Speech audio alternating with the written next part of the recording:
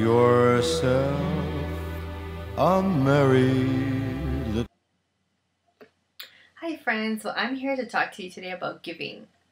So in the spirit of the holiday season, where many of us get to enjoy the joy of giving, we're really going to recap what it really means to really give. And the Course in Miracles teaches that really giving and receiving are one and the same truth. And what this means is that for many of us, we love to give, but a lot of times the ego can kind of find its way into everything. So the fear and the ego mind really finds its way into the giving. And what really happens is that we give from a place of expecting in return sometime in the future. So what I mean by this is we forget or we don't realize that the joy of giving really is experienced in the actual giving. So you receive at the same time simultaneously as you're giving. So for instance, if you give your time to someone and later on in the future, let's say you want something in return from them or you need something, let's just say they ask you for a favor and their favor is, can you please come over and, I don't know, help me clean my house.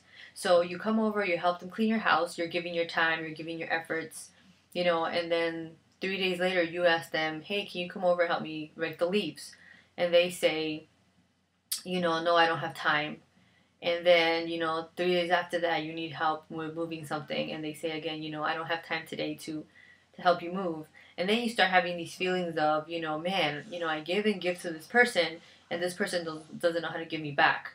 So what happened there was that something you sidetrack from at some point from love into fear. And this is when we start getting those feelings of, oh, someone's taking advantage of you, or, I'm giving too much. I also need to receive. So what's really happening is at the time you're making the decision of giving, it's not really coming from love. Because love is endless. It would just, if you really think of God's love, it just gives and gives and gives and gives and gives and gives. And there's no time where God, calls you up and says, hey, by the way, I'm giving you all this stuff and you're not giving me anything back. It just never happens. He works in a very natural flow where as you give him, he just naturally gives you back in that moment. But we obviously have to work on understanding things this way. We don't really get it. So we have these feelings that come up for us that this person isn't giving back to us. And like I said, what happens is that at that moment, you really haven't genuinely given from a place of love. You've given from something else. What that is, it's a good time to go inward and really figure out what is it that the ego was telling you.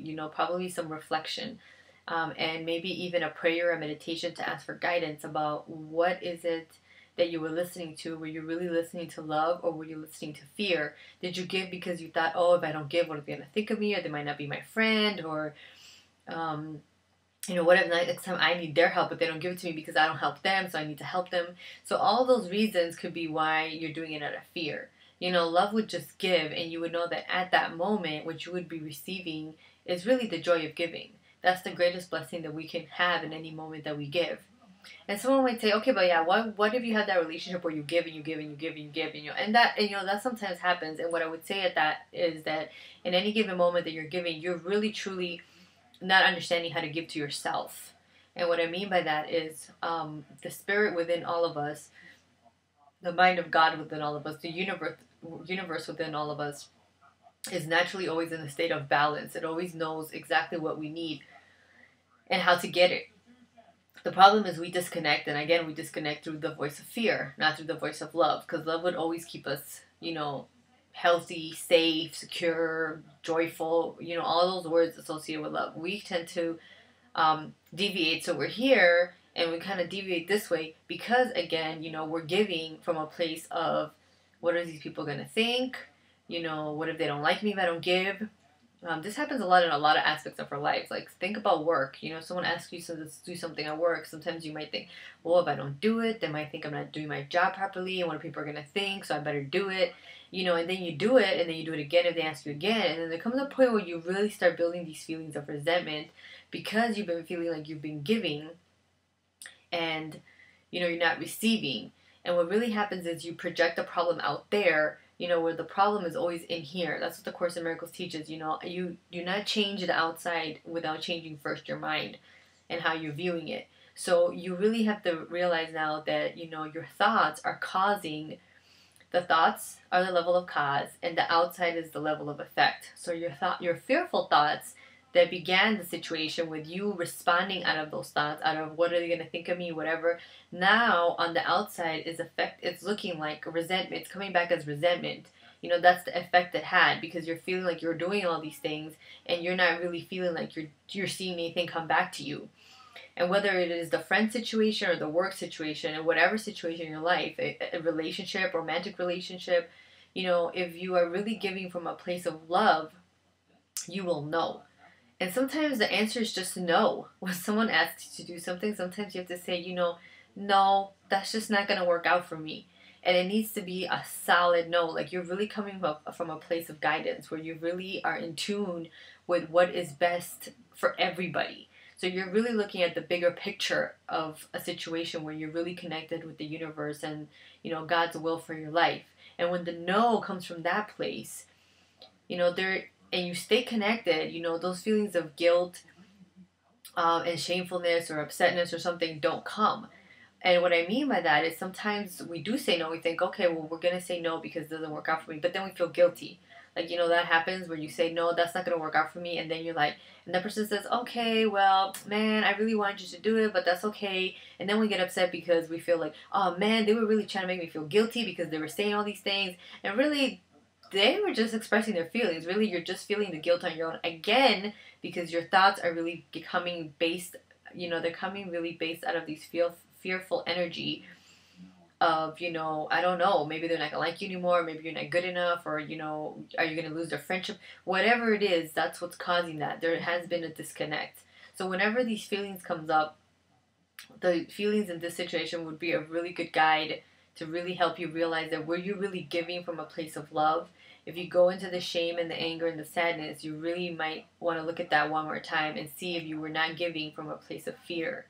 So in the holiday season, you know, it's a good time to remember these kind of things because there's a lot of giving going around, you know, and it's beautiful and it's awesome, but really remembering that, you know, giving and receiving, the Course teaches, is one and the same.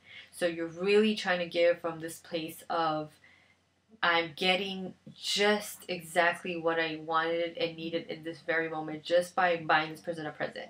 You know, whether it's the delight of going shopping or whether it's just being out in the energy of, you know, the shopping spirit, or whether it's, you know, creating the gift for yourself, like a homemade gift, or whether it's, you know, going to a shelter and donating your time, you know, whether it's buying gifts for Toys for Tots, whatever it is that however it is that you're giving, you know, baking cookies.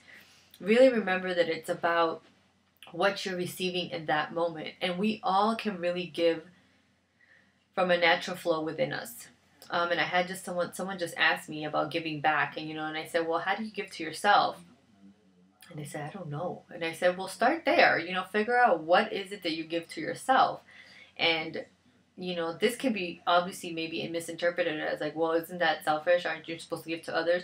Okay, but yourself is the self with the capital S. So it's the connection with this higher self, with God, with the universe. That's the self that we're feeding into. We're not feeding into the little tiny self that the ego wants us to believe in. We're feeding into the big self.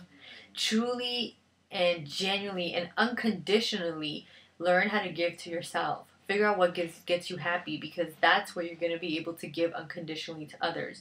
So if you love, let's say, decorating, like I do, you know, I love to decorate for myself all the time. Whatever I can possibly decorate. And that's the gift that I give to others, because whatever I can decorate for them, I want to go decorate.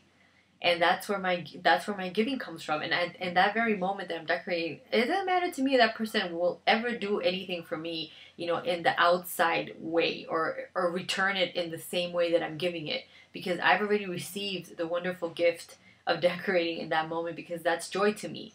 Decorating is how I find happiness, so I've already received it in that moment. So really take time to figure out what that is for you, because those are gifts that have been given to you by the universe. Your talents, your abilities, you know, your personality, what you're good at, are really gifts that have been given to you from the universe. So really take time during this holiday season to figure that out. What is it that, you know, your gifts have been from high above? What are your divine what is your divine potential? Really tap into that, so as you're able to feed into that energy and give to that energy, they will come out. And the Course in Miracles has this beautiful statement where it really talks about how, as God receives our gifts, He quickly just gives it back to us. So as we give our gifts, as we give our gifts of our talents to Him, all He knows how to do is multiply them. All He knows how to do is increase them. And they really grow, and they really gain a lot of power as we really begin to give unconditionally. So I encourage you to give unconditionally in your life in every aspect that you possibly can. And the tip is to really look and take time with yourself when you feel like you start getting to a place of resentment, or you feel like you're being taken advantage of, and really take time to look inward and see where you were giving from. If you were giving from fear, or if you were giving from love. If you're giving from love, like I said, the power of love is the power of God. It will always give and give and give and give. If anything, it'll start multiplying things. So that's just the way it works. It doesn't know how to be in lack. It doesn't know how to say, okay, I ran out. Okay, I don't have any more time. Or I don't have any more energy. Can you imagine if you ask God for something and say, oh, you know what, I ran out of time. I don't have time to help you. I have other people in the world to help. It doesn't work that way. So that's the power of love that we're really trying to tap into our lives. And that's where we're really going to find the joy of giving during this holiday season. So I hope you have a wonderful holidays, whatever it is that you celebrate, whether it's Christmas, Kwanzaa, Hanukkah, whatever it is for you that you celebrate, really enjoy it, really feel the power of love and giving during this season, and have a fabulous one.